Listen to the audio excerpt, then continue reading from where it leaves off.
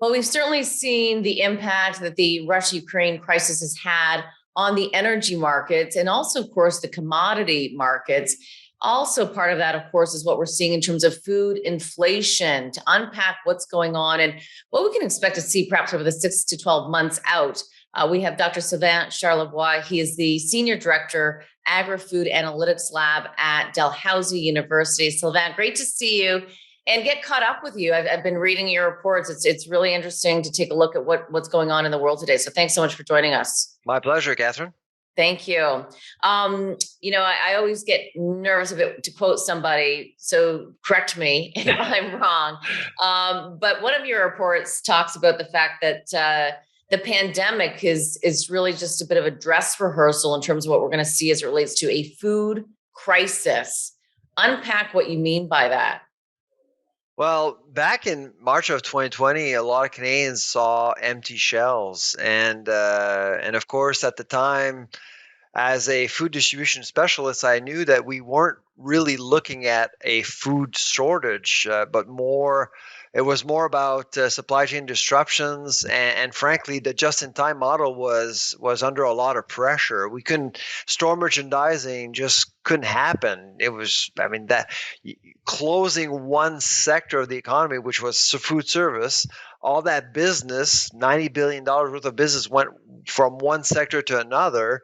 Retail had to absorb all of that. So I knew that really it was more about reshifting things, more so than shortages per se. And it was quite easy at the time to reassure the public in terms of, no, we're not running out of food. It's just the food is not getting to shelves as quickly as it did before.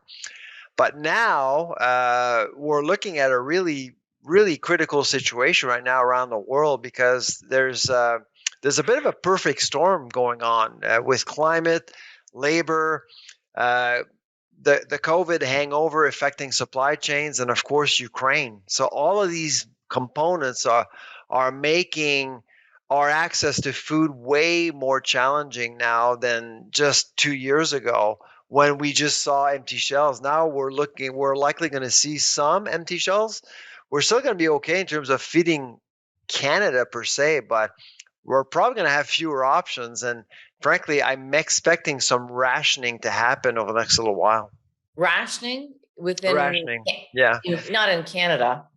No, absolutely in Canada. So one product I can give you as an example is vegetable oil. And why I use this as an example is that vegetable oil is in everything we buy at the store, really. It's not just about frying in food service or at home, but vegetable oil is in everything we buy: palm oil, soybean oil, canola oil. All of these commodities have been impacted by either climate, labor, and now we're seeing governments getting nervous, like Indonesia just decided to ban exports of palm oil, and that's the number one exporter of palm oil. And palm oil is the cheapest vegetable oil we have in the world.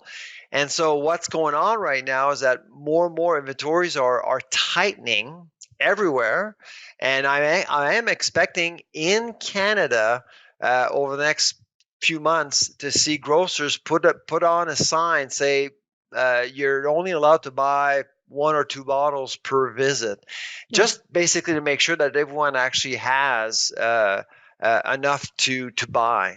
And that's Canada. We're going to talk more about that. But I think when people are seeing some of the commodity pressures and food price inflation, all eyes really are turning to Russia and Ukraine, and really that area, or Ukraine being the main provider to Europe from a breadbasket perspective. And so I think most people are thinking that the problem's over there, but you're saying it's really global. Oh, absolutely. Everything is intertwined, and frankly, I would go even further, Catherine. Ukraine is the breadbasket of Europe, the Middle East, and Northeast Africa, really. Yeah. And that's where we're expecting to see over 100 million more people suffer from hunger or could experience famine as well.